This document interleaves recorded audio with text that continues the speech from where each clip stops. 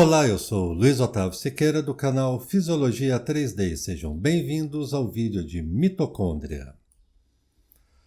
Antes de falarmos da mitocôndria, vamos mostrar algumas diferenças a respeito da respiração aeróbica. A respiração ela pode ser entendida como duas formas diferentes. A primeira forma seria o processo de trocas gasosas. Isso ocorre por meio de um processo chamado de hematose. A hematose é definida como a troca entre gases respiratórios.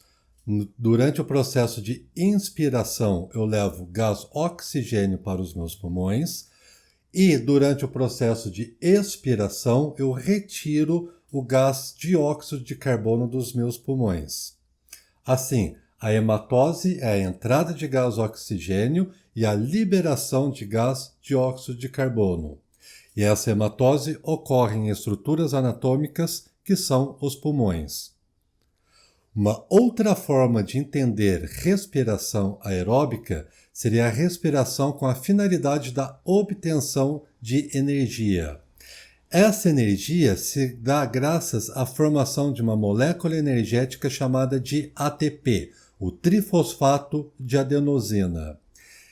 E essa formação de ATP ocorre em organelas celulares chamadas de mitocôndrias. As mitocôndrias são as organelas citoplasmáticas que serão estudadas nesta videoaula. Assim, as mitocôndrias elas se localizam em todas as células eucarióticas. Dependendo da necessidade metabólica da célula, ocorre uma variação do número de mitocôndrias. Dessa maneira, as mitocôndrias elas podem estar entre 1.000 até 50.000 mitocôndrias a cada célula, novamente, dependendo da necessidade energética de cada célula. As mitocôndrias, como já dito, elas participam da respiração aeróbica com a formação de uma molécula energética chamada de ATP. A figura representa uma mitocôndria.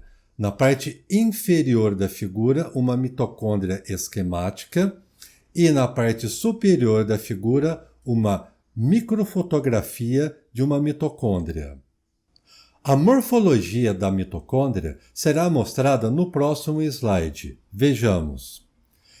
A mitocôndria ela é formada por uma membrana externa, membrana interna, um espaço interno, possui seu próprio DNA e ribossomos. Veja na figura essas características que já foram descritas. A mitocôndria apresenta uma membrana externa que vai delimitar toda a área dessa mitocôndria.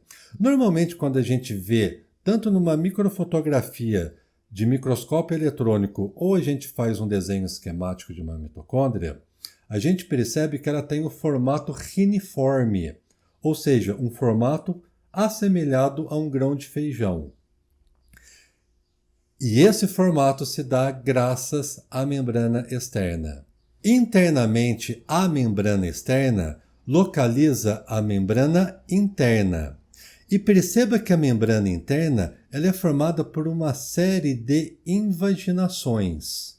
Essas invaginações recebe o nome de cristas da mitocôndria. O espaço interno da mitocôndria é toda essa região compreendido após o espaço interno e é a região onde localiza a matriz mitocondrial. A mitocôndria apresenta características importantes como possui o seu próprio DNA e também apresenta ribossomos. Essa característica de possuir o seu próprio DNA nos dá uma indicação de que a mitocôndria, num passado muito distante, foi um organismo próprio. E este organismo ele foi incorporado por uma célula e ocorreu uma troca mútua de benefícios entre a célula que fagocitou esta mitocôndria e para a própria mitocôndria. Dessa maneira, a célula foi um local de proteção para esse possível organismo e esse possível organismo liberou muita energia para sustentar as atividades metabólicas da célula. A formação do ATP, daquela moedinha energética, o trifosfato de adenosina, ocorre tanto na matriz mitocondrial por meio do ciclo de Krebs e também na crista mitocondrial por meio da cadeia respiratória. Ciclo de Krebs e cadeia respiratória são aulas extremamente importantes que nós teremos para cada um desses eventos bioquímicos uma aula específica. A síntese do ATP. Vamos ver de forma resumida como ocorre a formação do ATP. Essa figura representa a reação de síntese do ATP. Assim, a partir da glicose, o C6H12O6, mais o gás oxigênio, vai ocorrer a formação de água, dióxido de carbono e ATP. Perceba que interessante. A glicose, após ser processada, ela vai liberar o composto chamado de dióxido de carbono. Então, quando a gente expira, que libera o gás carbônico para o ambiente, esse gás carbônico foi provindo de uma série de reações bioquímicas a partir da glicose, do açúcar. O oxigênio que nós inspiramos, por sua vez, ele vai liberar água. Abaixo, a figura representa uma molécula de ATP.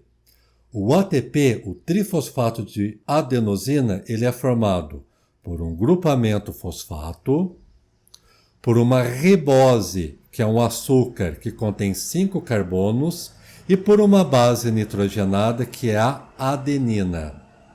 Esses 3 componentes formam o ATP, o trifosfato de adenosina.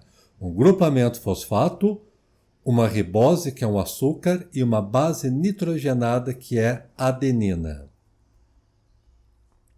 Vamos ver quais são as etapas da respiração aeróbica. A respiração aeróbica, ou seja, aquela respiração dependente do gás oxigênio, é dividida em 3 etapas.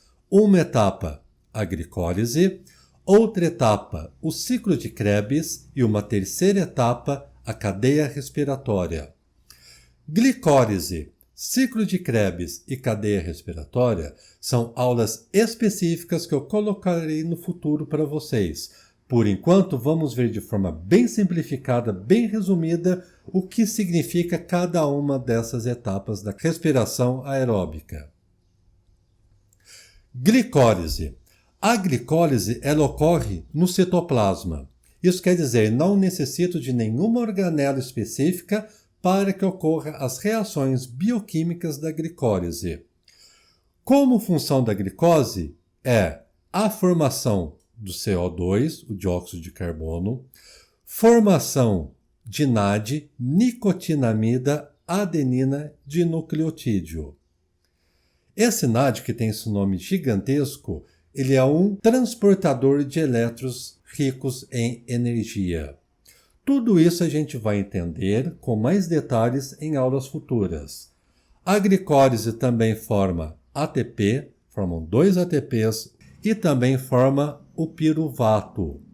O piruvato ele é extremamente importante porque, a partir do piruvato, vão ocorrer as reações bioquímicas do ciclo de Krebs, que, por sua vez, o ciclo de Krebs ocorre na matriz mitocondrial. E do ciclo de Krebs ocorre a formação do CO2, formação de NAD e FAD. O FAD é a flavina adenina dinucleotídeo. Também é um transportador de elétrons rico em energia. Contudo, a energia contida no FAD é levemente inferior em relação à energia contida no NAD. E no ciclo de Krebs também ocorre a formação do ATP. Por fim, a cadeia respiratória ela ocorre nas cristas mitocondriais. Nas cristas mitocondriais ocorrerá a utilização tanto do NAD, que foi produzido pelo ciclo de Krebs e também pela glicólise, e também do FAD, que foi produzido exclusivamente no ciclo de Krebs. Perceba um detalhe interessante. Na cadeia respiratória é a única fase da respiração aeróbica que ocorre o consumo de oxigênio. Então, o oxigênio que nós inspiramos, ele é exclusivamente utilizado na cadeia respiratória. E a cadeia respiratória, ela forma muito ATP. Assim, a grande produção de ATP que ocorre nas células se dá graças à cadeia respiratória, e isso é uma vantagem muito interessante em relação aos outros organismos que não possuem a respiração aeróbica.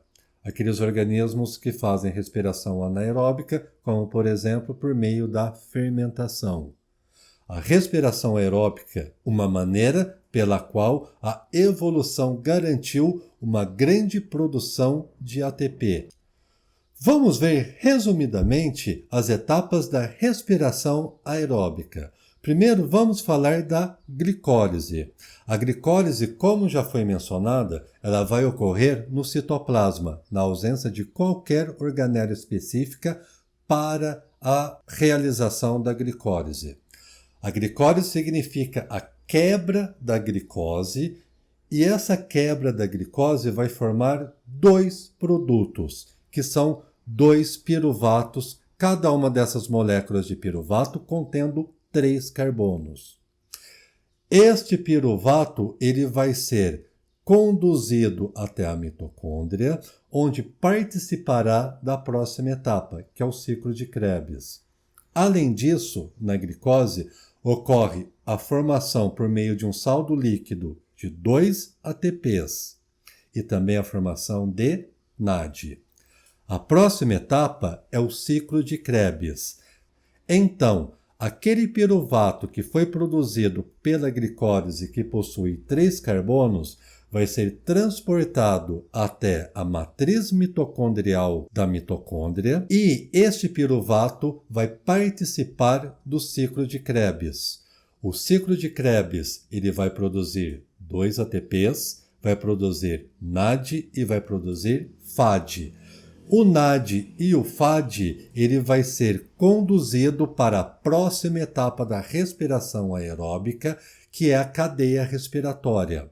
A cadeia respiratória ela ocorre no espaço intermembranar, entre a membrana interna da mitocôndria e a membrana externa da mitocôndria. A cadeia respiratória é a única etapa dependente de oxigênio. E também lembre, é a etapa onde ocorre a maior produção de ATP, do trifosfato de adenosina. Eu preparei uma animação a respeito da organela mitocôndria. Vamos ver esta animação.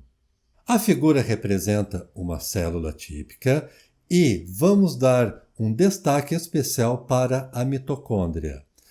A mitocôndria é uma organela citoplasmática em formato reniforme, em formato de feijão. Ela apresenta uma membrana externa, uma membrana interna e a matriz mitocondrial. Vamos ver uma ampliação desta mitocôndria. Aproximando a mitocôndria, a gente já estudou em slides anteriores que o piruvato, que é o produto formado a partir da glicólise, ele vai ser conduzido do citoplasma para a matriz mitocondrial. Na matriz mitocondrial, esse piruvato participa do ciclo de Krebs, que tem como função a produção de ATP, FAD e NAD. O NAD e o FAD, eles vão ser enviados para a próxima etapa da respiração aeróbica, que é a cadeia respiratória. Nesta cadeia respiratória que ocorre entre os espaços da membrana interna e da membrana externa, ocorre a maior produção de ATP e também é a única etapa dependente de oxigênio.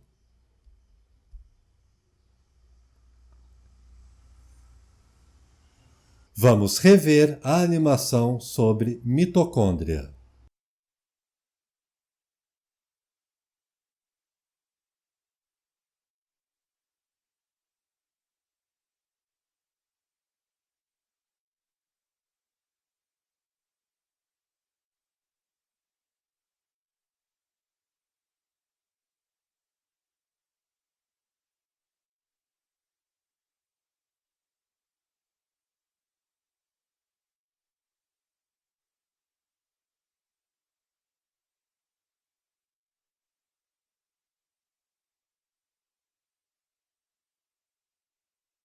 Vamos ver os principais conceitos discutidos nesta videoaula. Mitocôndria é uma organela citoplasmática responsável pela maior produção de ATP da célula. ATP é o trifosfato de adenosina, é a molécula energética da célula. Glicólise é uma via metabólica que converte a glicose em piruvato, NAD e ATP. Ocorre no citoplasma e sem a necessidade de organelas. Ciclo de Krebs é uma via metabólica cíclica que ocorre na matriz mitocondrial. Forma ATPs, NAD e FAD que são utilizados na cadeia respiratória.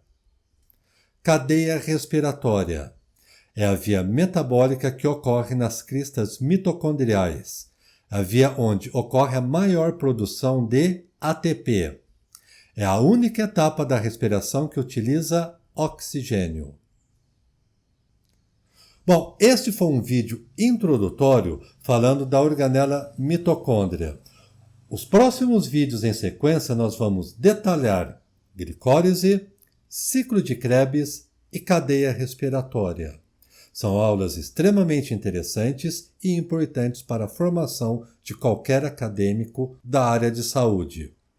Espero que vocês tenham gostado do meu vídeo, tenham compreendido os conceitos e, como sempre, deixe um like para mim caso você gostou desse vídeo, compartilhe esse vídeo, se não for inscrito, se inscreva no canal e aguarde os próximos vídeos. Muito obrigado por assistir e até o próximo vídeo.